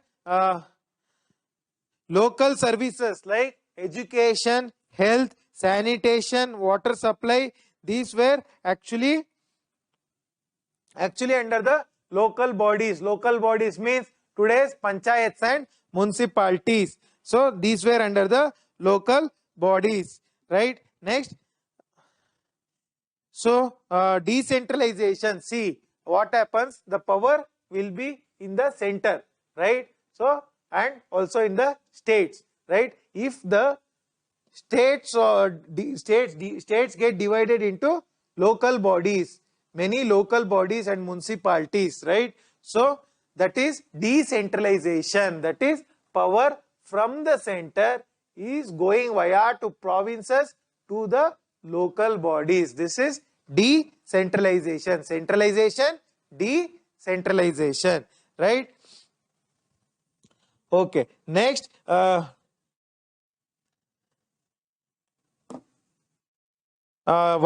decentralization? Because people demanded more facilities and also local taxes. Local taxes can be used for local benefit. All these points are helpful with respect to decentralization. Next, in the decentralization, we have Mayo's resolution. Very, very important. Lord Mayo. In Bangalore, you have Mayo Hall, right? Named after Lord Mayo. Okay. So Mayo, 1871, he gives a resolution saying financial decentralization. That is what the central government and provincial government has to give taxation powers to local bodies. That is, in Bangalore, the local body is BBMP. So BBMP has to collect the tax, not the central or the state government. Okay, so they look after medical education. You have BBMP schools, we have BBMP hospitals, so many things. Okay, so next we have Ripen's resolution. So Lord Ripen. So somewhere after between Shumaga and Sagra, you have one place called Ripenpet. It is named after Lord Ripen. And also in Madras, you have Ripen building, Ripen's memorial. So he is one of the very good governor generals or viceroys of India. He was pro-India. That is why people revere him even today. He was the best viceroy of British till date. So Ripen's resolution. So he is called, this is a prelims question, very, very important. Who is called the father of local government in India? So it is actually Lord Ripen. He is the father of local government in India. He passes a resolution. In 1882, he passes a resolution. The resolution, what does it say? So development of local bodies. Local bodies should be developed, and also there should be urban as well as local level, urban and rural local bodies with their own revenues. They can collect their own revenues. Next, non-officials should be in majority. In these local bodies, there should be non-officials who are the majority. So non-officials means you can understand it as Indians. Non-officials should be the chairman of these bodies, and official interference should be very minimum. Official interference should be very minimum. Okay, so elected members were a minority. So when non-official members become a majority, obviously elected members become a minority. So these were some of the provisions of Ripen's resolution. Very, very important, Ripen resolution. Next, Royal Commission on Decentralization. This commission was sent by whom? Who was the head? Lord Hortag. Okay, it is not given here. Okay, I think it's Hortag only. Okay, so Royal Commission on Decentralization, 1908. Very important from your prelims perspective. Royal Commission on Decentralization. It emphasized on village panchayats. Village panchayats should be entrusted with judicial jurisdiction in petty cases. Today you have Gram Nyayalayas. What is the act? The act name is Gram Nyayalaya Act 2008. Right? Every grama should have a Nyayalaya, mobile courts. Gram Nyayalaya Act. So this village panchayat should have judicial jurisdiction, was said by Royal Commission on Decentralization. Next, so it emphasized importance of sub-district boards. So earlier there used to be district boards. This Royal Commission emphasizes on sub-district boards, that is tehsil or taluka level boards. Taluka level boards. Right? Next, it urged the withdrawal of powers of taxation. So it urged the earlier they used to withdraw the taxation power. This commission says don't withdraw taxation power from the local bodies. Let the local bodies have their own taxation power. Okay. Next, there is actually there are many points. Resolution of 1918, not important. Under diarchy. So that is 1919. Montfort reforms, there was diarchy. Under diarchy, what happens? The local government comes under provincial subject. It is not a state's union subject or a federal subject. Local government comes under provincial subject. Provincial subject. Local government under state. Even today also local government is under what subject? Go and research. Okay, next, Government of India Act. Government of India Act. So what does it do? Provincial. Here provincial autonomy was given in 1935 Act. 1935 Act, provincial autonomy, that is provinces can have their own rule. No central interference. That was given by the 1935 Act. So here what happens? The financial resources institutions remained same. So there was no major development. No major development. Okay, next we will talk about the administrative policies. Administrative policies of British. So administrative policy of divide and rule, right? It is self-explanatory. It divided the Rajas. It divided upper caste and lower caste. It divided Hindus and Muslims. And so many people British divided. Hostility towards Indian educations, educated Indians. Hostility means what? What do you mean by hostility? Hostility means enmity. British used to hate the Indians, educated Indians. Why? Because these people were responsible for nationalist movement, right? Congress was established by educated Indians only. So British used to hate the Indians, I mean educated Indians. Attitude towards the zamindars. So zamindars were treated as friendly population.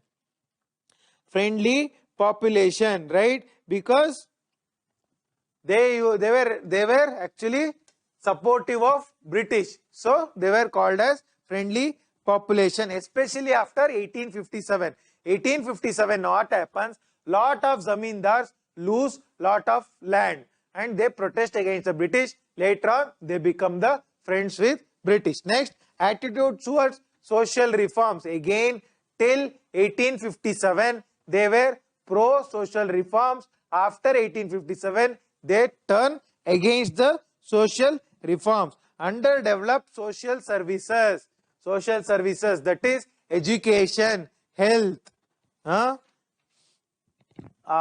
poor care or elderly care, all of which were sanitation, everything was neglected. Next, labor legislations. Was there any labor legislations under the British? Yes, there was.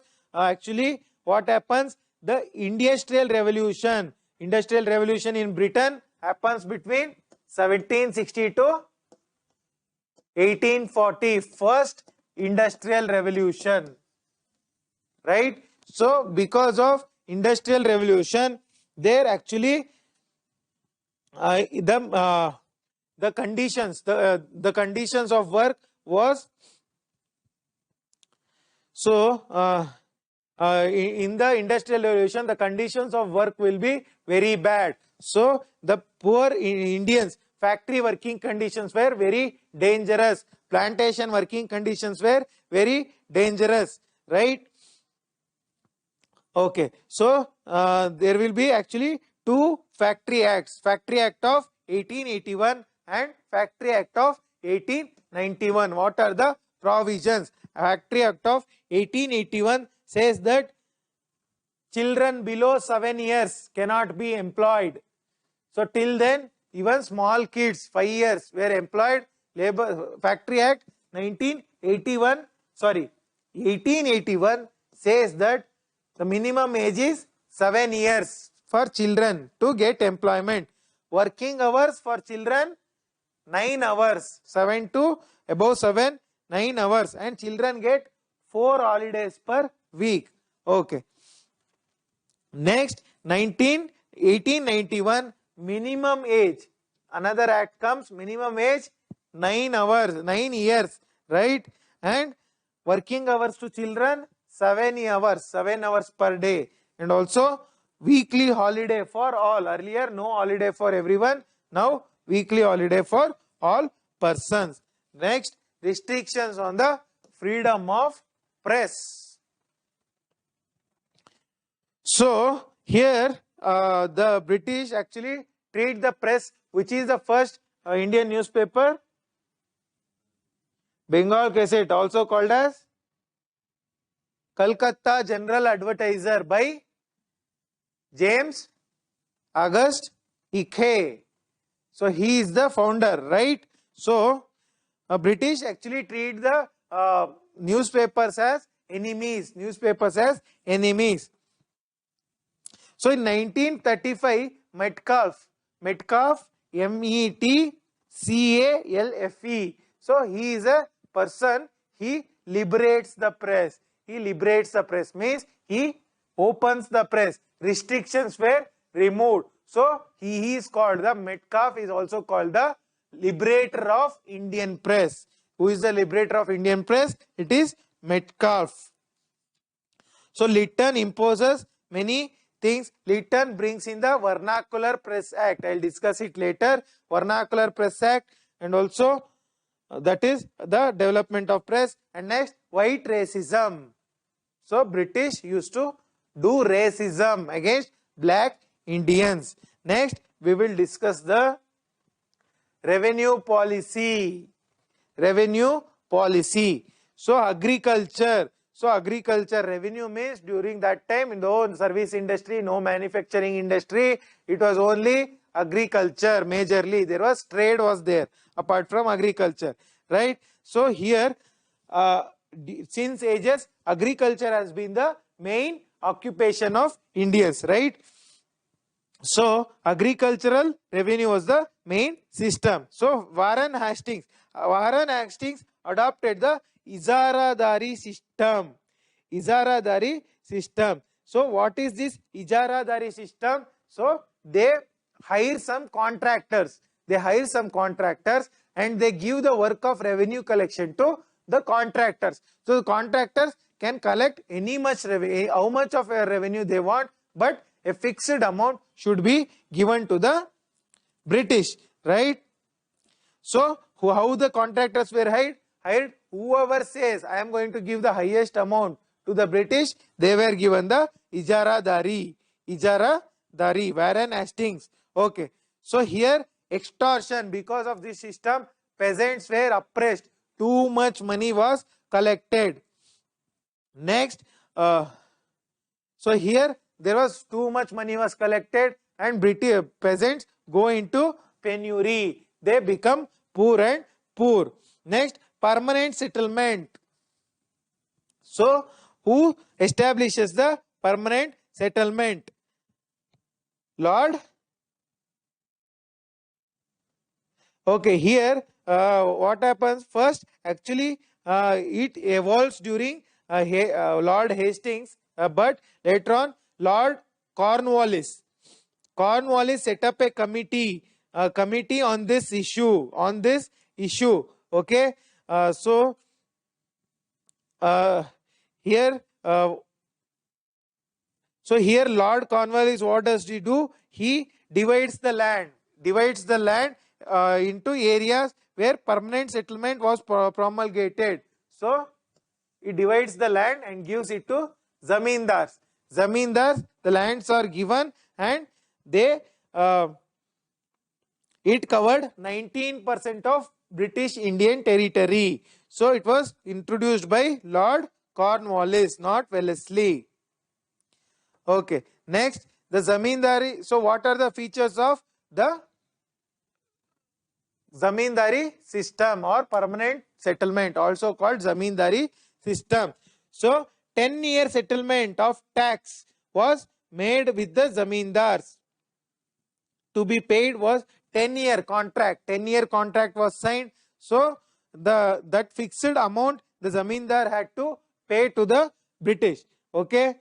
Next, whatever the revenue the collected, zamindar was allowed 1/10 of the revenue. If they collect 100 rupees, zamindar can keep 10 rupees. And if the people did not give the revenue, their land could be auctioned or it can be transferred from one person to another person. Okay. So that is here the zamindar could seize or take over the peasants' property. Next, shortcomings of the permanent settlement. So the revenue was very high. That was the first shortcoming, and many peasants' land were taken over by the zamindars. It also leads to absentee landlordism. Absentee landlordism. What do you mean by absentee landlordism? Landlord means what? So you rent a house in Bangalore. So the owner of the house is called landlord, right? So what happens under zamindari system? The owner gives the land to tenant, peasant, and he will be somewhere else, somewhere in the headquarter, Bengal, Kolkata, or somewhere. He is absent from the land, right? He is not there at the land. So someone else is there, someone else is growing. So this is called as absentee landlordism. Okay. So it was a feature. Next.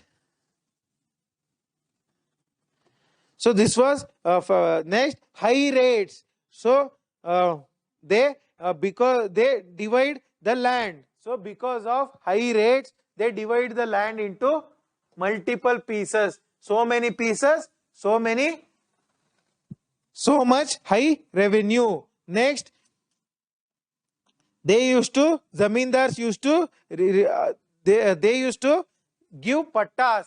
So pattas, today kata is there, right? Similarly, they used to give pattas. So that pattas were given at the discretion of zamindars. That is, poor did not have any right. Next, rayatwari system. Okay. So we'll finish this chapter before winding up. Okay. Zamindars did not, so they did not invest in improving the land. They did not invest money in improving the land. Who? Zamindars. Next, we have Rayatwari system. Rayatwari system. So Zamindari system in the Bengal region, Bengal, Bihar, Orissa region, we have Zamindari system. Next, we have Rayatwari system.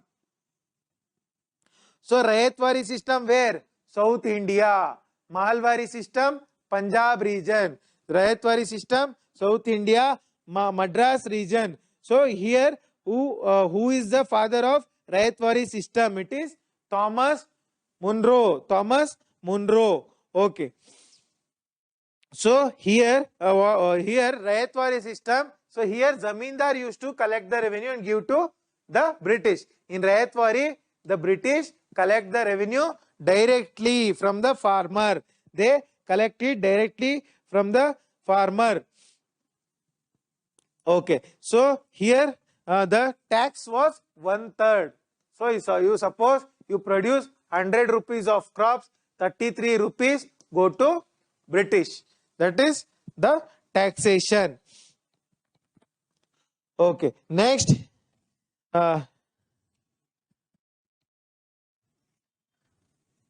so here there was the tax was too much. That was one shortcoming. And next we have here in the Rayatwari system there was lot of bribery, corruption, and so many things was witnessed.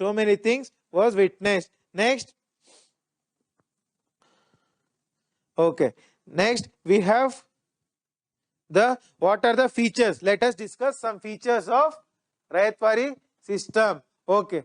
So here ownership and occupancy right both were with rights. So in Zamindari system, ownership with Zamindar, occupancy right with peasant. So here both were with the right. Next, Rayat paid Rayat, not R-I-O-T, R-Y-O-T, Raitas. So Raitas paid tax directly to the company. Revenue was not fixed. It could be raised. It could be not like in Zamindari where 10 years they were fixed. So here it was not fixed.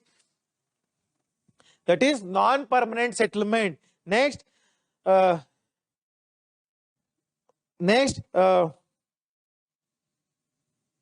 shortcomings. What are the shortcomings of Rayatwari? Over assessment of revenue. Revenue was over assessed. Too much revenue or too much money. Next, inflexible method. Revenue was collected in a brutal way. People used to be beaten up. Next, corruption. There was lot of corruption. Next, we have Mahalwari system. Mahalwari system was witnessed in the northern India. By whom? Mackenzie. Holt Mackenzie. Okay. So during his time, actually he gives the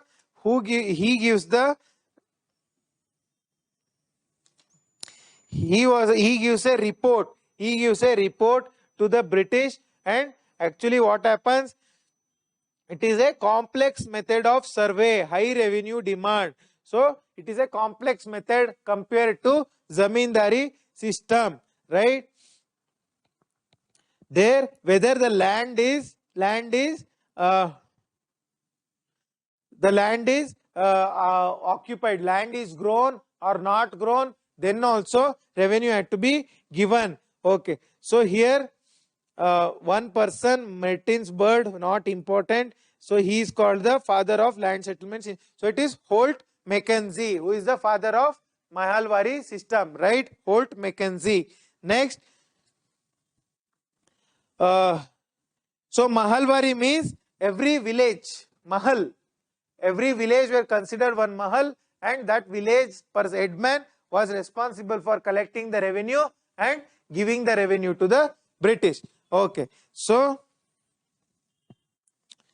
even fallow lands, grown lands, nothing was taken into control consideration, and they used to impose revenue arbitrarily. So they demanded a revenue of 50% of rental value. If the land rent is 100%, 50% should be the land revenue. So it is a modified form of zamindari system, because here village headman was the zamindar. He was the zamindar. Next, features. What are the features? Mahal. Mahal used to be the center point. It is either a village or a group of villages. So revenue was determined on the basis of produce. How much a particular Mahal produces, based on that revenue was determined, and village community was considered the owner of land. Not any one person, rather the entire village is the owner of the land. Next, every village farmer had to give his tax. And village headmen used to collect the tax. Okay, so what are the shortcomings? So too much government interference. Government used to interfere too much. Okay, next, the calculation of revenue was inaccurate revenue calculation. So it was actually bad for the village community. So the tax rates was high, and the village community could not meet the taxation rate. So it led to large scale land dispossession. That is, poor farmers lost their land. Okay, next, overall impact of British land revenue system. What was the overall impact?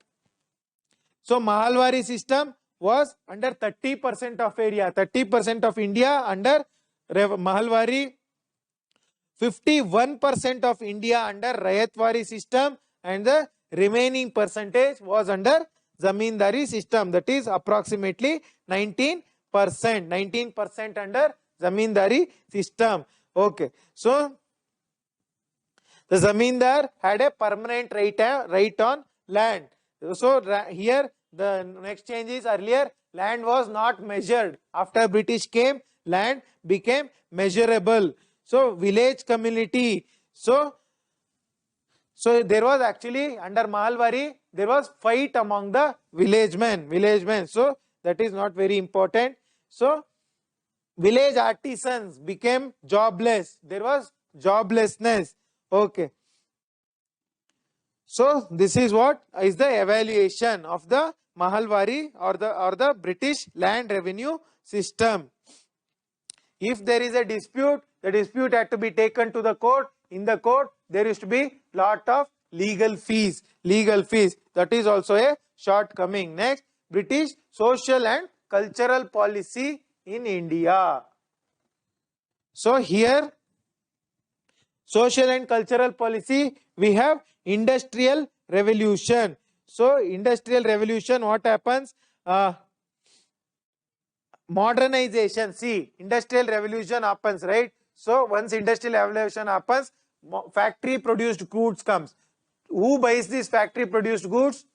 Only modern people buy it. So in order to promote factory produced goods, modern people, that is, British encouraged modernization, also called westernization. Next, intellectual revolution, that is, educated Indians increased. Next, also French Revolution had an impact. The ideas of liberty, equality, fraternity, all that comes from the French Revolution. Next, characteristics of new thought. So new thought, we have rationalism, tarkabadda yochane, humanism, manaviyate was there. Next, doctrine of progress. So characteristics of now new thought, rationalism, humanism, and doctrine of progress. Next, we have so many schools of thought. What are the schools of thought? Quickly we will finish. Conservatives. Conservatives means Sanatanis. That is, in the British only there were conservatives. So what they said? They say Indian civilization is different from Europe. Indian civilization is different from Europe, but not necessarily inferior. Indian civilization is not inferior, it is different. So India is also a very good contribution to society and culture, but we have to introduce certain changes. Sati system, female infanticide, we have to reduce, but we have to do it slowly. Social stability is important. So who are the conservatives? Warren Hastings, Munro, Metcalfe, all these are conservatives. Next we have paternalistic imperialists. So paternalistic imperialists, they criticized Indian society. They said Indian society is bad. Then we have radicals. Radicals are actually Renaissance people, humanist and rational thought. They were manaviyate and tarkabadda yochane ಮಾಡ್ತಿದ್ದವರು radicals. They wanted to make India a progressive force. They wanted to develop India into a progressive force. For that, they wanted radical change. They wanted radical change. Who were the people? Rajaram Mohan Roy. No, Rajaram Mohan Roy and all other members. Okay. So next, Indian Renaissance. Quickly, we will finish off. British social, Indian Renaissance. Indian Renaissance means British, the Renaissance happens when? So it happens in the 15th century, right?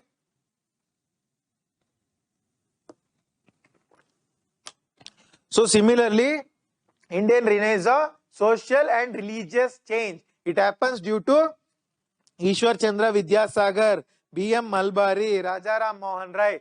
Because of all their efforts, we have discussed it in the socio-economic, socio-religious reform.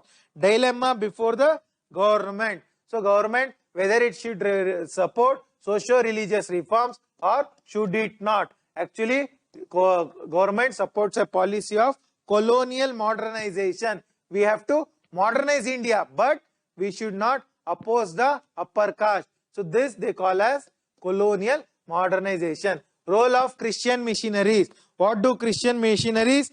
They support the radicals. So radicals, why radicals? Because radicals want to bring quick change, immediate change in the Indian society. Indian society should be made progressive. So, and they also supported the capitalistic section. Capitalistic section because they wanted money from the capitalist, and also capitalist investment is useful.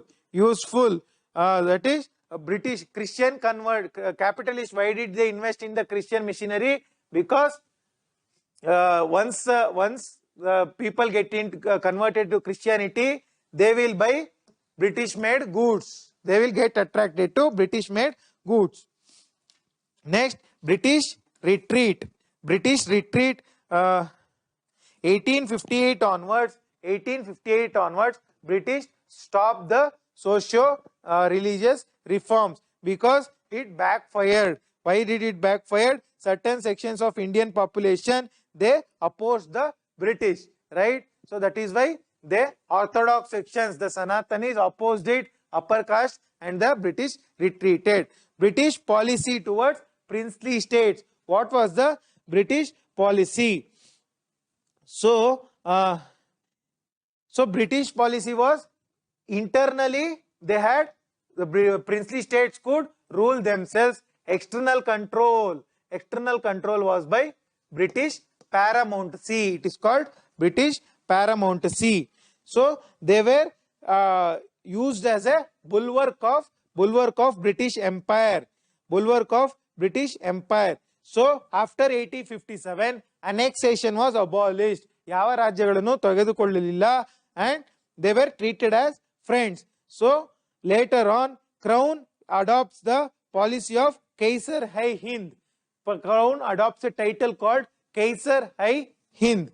Why did she? So it is called Queen Empress of India. After the adoption of this title, all the states that were under the control of British, all the states that were under the control of princely states came under British control. When in 1876, British Queen adopts the Kaiser Hai Hind as the title, and also Lord Curzon says the British princely states ruled on behalf of British Crown. They did not have any proper authority.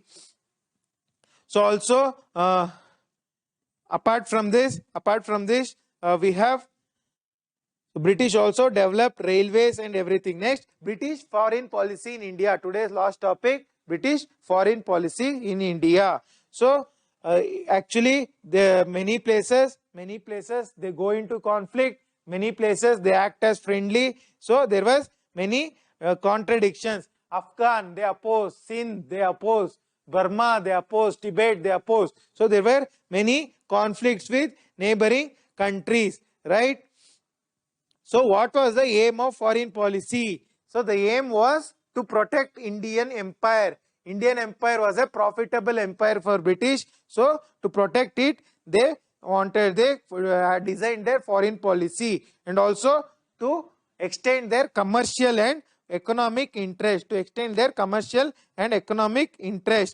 Okay, so these were the major points under British British foreign policy. One more policy, British tried to find geographical frontiers. The Anglo-Afghan war, to find the geographical frontier. Okay. And also to oppose other Europeans. Other Europeans would come and occupy India. That was a fear of British. So this completes the topic on survey of British policies in India. Tomorrow we'll talk about economic impact of British rule in India. Hope you found the classes useful. Please put it into a proper usage, and please revise and clear your concepts. I wish you all the best. Please take care of your health. Jai Hind. Thank you.